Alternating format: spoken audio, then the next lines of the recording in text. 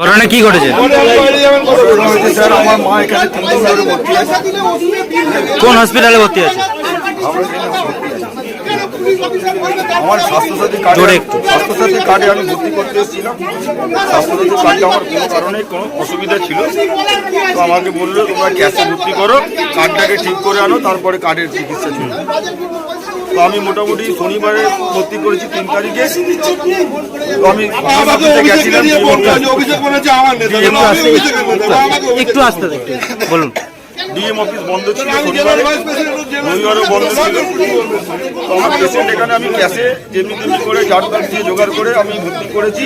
আমাকে আজকের ডেট অবধি 50-60 হাজার টাকা মতন প্রায় আমার বিল হয়েছে, যেটা আমাকে স্বাস্থ্যসাথী কার্ড যখন আমি কারেকশন করে নিয়ে এসেছি, যখন স্বাস্থ্যসাথী কার্ড আমি নিয়ে আসার পরে আমাকে বললো তোমার ক্যাশে যে ডিউগুলো বাকি আছে সেটাকে তুমি আগে পেমেন্ট করো, তারপরে তোমাকে স্বাস্থ্যসাথী কার্ডের তোমার সুবিধাটা পাবে। তো আমি যেমন তেমন করে এর দিয়ে ধার দেনা করে আমি স্বাস্থ্যসাথী কার্ডে ক্যাশে যে ট্রিটমেন্টটা চলছিল আমি পেমেন্টটা আজকে করে দিয়েছি। করে দেওয়ার পরে আমার পেশেন্টটা কোনো সুস্থ নেই।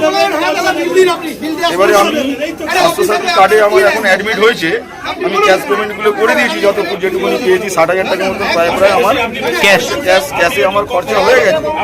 এখন আমাকে ডেকে বললো এই ওষুধগুলো ইমিডিয়েটলি এনে দাও।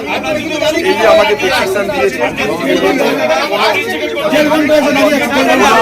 মানে কোনো বিল দেয়নি, কম্পিউটার জিএসটি বিল দেয়নি, বলছে বিল দেওয়া যাবে না, ডাক্তারবাবু দিকে মানা করেছে। ঠিক আছে, 1.5 ঘন্টা ধরে আমি অলরেডি দাঁড়িয়ে আছি। আমাকে ওষুধটা যে আমি নেবো আমি পয়সা দিয়ে নিচ্ছি, আমাকে বিলটা কেন দেবেন না? আপনার দাবি এখন বিল চাই? আমার দাবি হচ্ছে ওষুধের বিল চাই। এবারে যে ওষুধ বাইরে দিয়ে আনতে পারছেন না? বাইরে দিয়ে বলেছি, বলে বাইরে দিয়ে কেনা যাবে না স্যার। আমাকে বলেছি, আমি বলেছি হসপিটালে নিতে হবে, বলছে বাধ্যতামূলক, জোর জবরদস্তি নিতে হচ্ছে।